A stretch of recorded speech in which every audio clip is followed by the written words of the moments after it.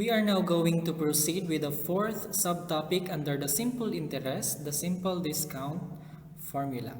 So as mentioned earlier, the phrase to discount is to compute for the present value P of a given amount F. So na-discuss natin previously that to discount is to compute for the value of P or the present value given the amount of F. And so yung relationship nun is equal sa equation na ito. Sinabi sa equation na to that I is equal to F minus P. So I is called the interest in advance. In borrowing money, interest is charged for the use of money. When deducted in advance, this interest is referred to as simple discount. So in cases na yung interest, babayaran ko in advance, ibig sabihin kung hihiram ako ng pera, pero ikakaltas na doon yung aking interest sa hiniram kong pera, hindi na buo yung matatanggap ko, yung interest nun is called the simple discount. Okay? For the simple discount formula, I is equal to FDT. Okay, so medyo may kaibahan na siya doon sa simple interest formula na diniscuss ko previously, which is I is equal to PRT. Sa simple interest, I is equal to PRT given dapat yung P or yung present value. Dito naman sa simple discount formula, dapat given yung F or the future value. So, computing for the other three variables, the D or the discount rate is equal to I over FT. T is the length of time, which is equal to I over FD. Then F for the maturity value is equal to I over DT. So, scrutinize lang natin yung mga formulas. I is equal to F minus P, or transposing P from right to left and I from left to right, magiging P is equal to F minus I, bali pinalit lang yung P at I. And I is equal to FDT based sa ating simple discount formula. So that is P is equal to F minus FDT based dito sa formula na P equals F minus I. Okay, so yung I natin dito is equal sa FDT. Sinubstitute lang natin dito. Pinalit natin sa I, yung FDT. And so factoring for that, the P is equal to F times 1 minus DT. Kasi finactor lang natin yung dalawang F sa dalawang term. So pinalabas natin siya. And this is called the proceeds formula. Finding for P or the present value or what we sometimes call the proceeds. Finding for F, F is equal to P over 1 minus DT. Kasi based sa ating formula dito, we have to divide both sides 1 by 1 minus DT. Then dito din sa P, 1 over 1 minus DT. So magiging F equals P over 1 minus DT, or what we call the maturity value formula for the F.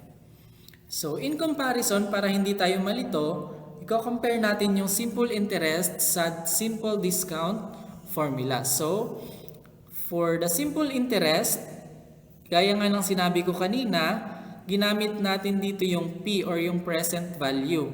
Then yung R natin is the interest rate, while sa discount formula naman, yung ginamit natin dito is F or the maturity value or the future value, and our rate is the discount rate, is called the discount rate or D. Magkaiba yung D sa R. Okay? Take note of that.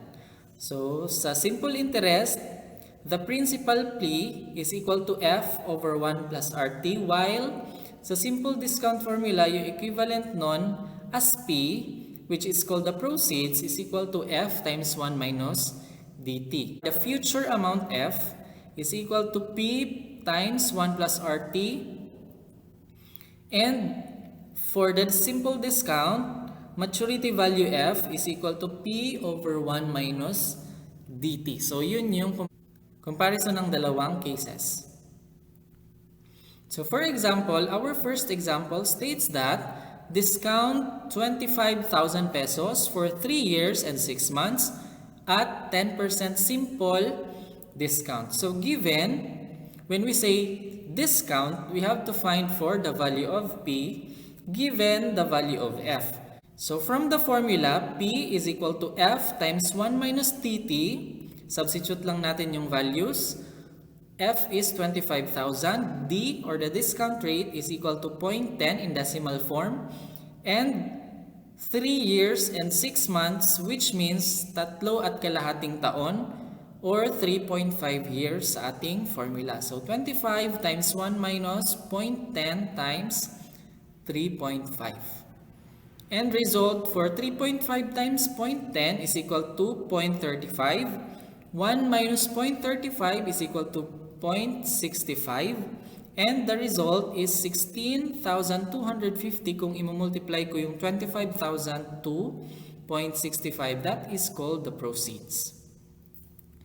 Second example, if 12,300 is due at the end of 5 years, at 8% simple discount, find the proceeds and the simple discount. Okay, so dalawa yung ano natin dito. F is given 12,300, discount rate is 8%, T is 5 years. Okay, so first we have to find the P. So using the same formula, F times 1 minus dt, substitute natin yung values, 12,300 times 1 minus 0.08 times 5. So 0.08 times 5 is equal to 0.4. 1 minus 0.4 is equal to 0.6. Then 12,300 times 0.6 is equal to 7,380 pesos for the proceeds. So nakuha na natin yung isa, we have to find the simple discount I. I is equal to F minus P. F is 12,300 minus nakuha natin kanina na P or the proceeds, 7,380. That results to 4,920 pesos. That is called the simple discount.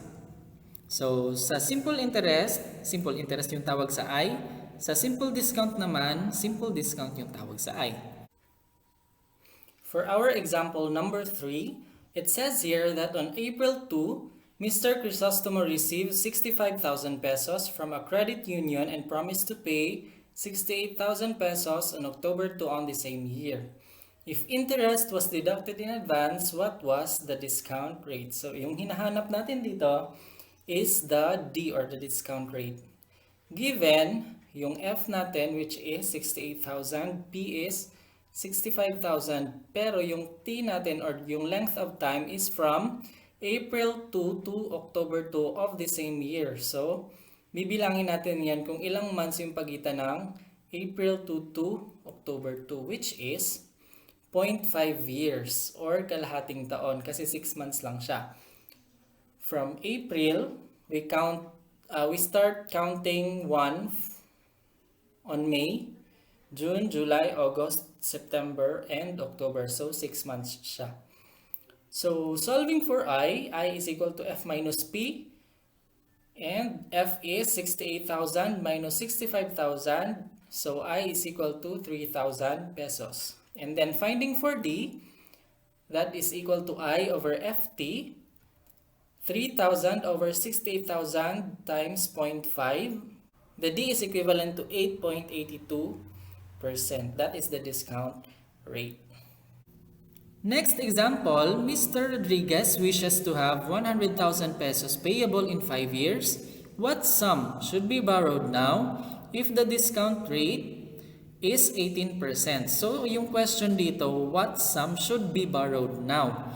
So, magkano yung hihiramin ko para makapagbayad ako ng 100,000 na buo within 5 years? So, given yung F, 100,000, F yung 100,000. So, yung unknown ko is P. Kasi kung magkano yung hihiramin ko ngayon.